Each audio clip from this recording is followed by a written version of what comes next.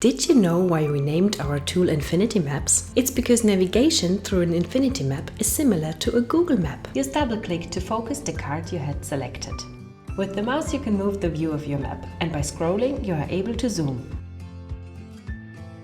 Moving a card is possible if you drag them at its upper part, called head. You will realize that moving a card is by default on some kind of grid, because similar spaces between cards ensure a clean design of your map. But here's a tip.